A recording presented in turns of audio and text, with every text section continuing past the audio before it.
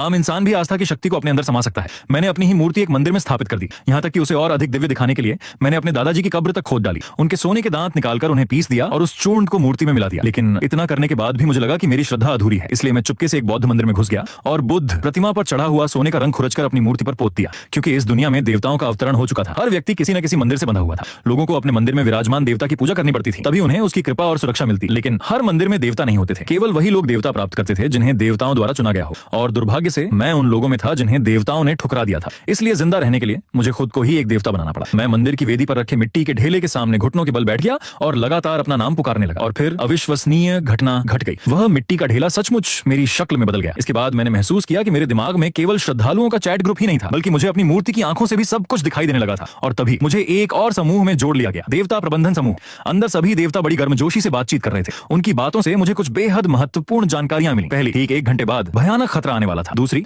मंदिर में स्थापित मूर्ति ही सुरक्षा की एकमात्र ढाल थी। हर मूर्ति को जीवित रखने के लिए धूप अगरबत्ती की आवश्यकता थी। अगर उसे आस्था और धूप न मिले तो उसकी शक्ति समाप्त हो जाती, और वो धूप इस भूमि में कहीं भी छिपी हो सकती थी। समय बहुत कम था। मैंने ज्यादा सोचने का समय बर्बाद नहीं किया और तेजी से बाहर की ओर दौड़ पड़ा। लेकिन जैसे ही मैं दरवाजे तक पहुंचा, मेरे पूरे शरीर में ठंडा पसीना छूट गया। दरवाजे के बाहर एक विशाल भयावह आकृति खड़ी थी। उसके बिखरे हुए बाल, नीला चेहरा, नुकीले दांत और लंबी खून टपकाती उंगलियां। उसे देखकर मेरे दिमाग में एक नाम उभरा, नाइट, घूल। पता नहीं क्यों, लेकिन यह शब्द अपने आप मेरे मन में आ गया। सौभाग्य से वह अभी हिल नहीं सकती थी। मैंने राहत की सांस ली और सावधानी से उसके पास से निकलकर मंदिर के बाहर आ गया। बाहर घना कोहरा फैला हुआ था, इतना घना कि दिशा पहचानना भी असंभव था। अगर मैं यूं ही आगे बढ़ता तो निश्चित रूप से रास्ता भटक जाता। इसलिए मैंने श्रद्धालुओं वाला चैट ग्रुप खोला। उम्मीद थी कि कोई सुराग मिल जाएगा। कोई मुझे कुछ खाने को दे दो, मैं भूख से मर रहा हूं। एक संदेश स्क्रीन पर चमका। तभी मुझे पता चला कि निजी संदेशों के माध्यम से वस्तुएं भेजी जा सकती हैं। मैंने इस महत्वपूर्ण जानकारी को तुरंत याद कर लिया। फिर अचानक मेरे दिमाग में एक विचार आया। मैंने देवताओं वाला चैट ग्रुप खोला। वहां की बातचीत से मुझे पता चला कि मेरे सामने कुछ दूरी पर स्थित एक मंदिर में धूप मौजूद है। यह सुनते ही मेरा दिल खुशी से भर गया। लेकिन ताकि किसी देवता को मुझ पर शक न हो,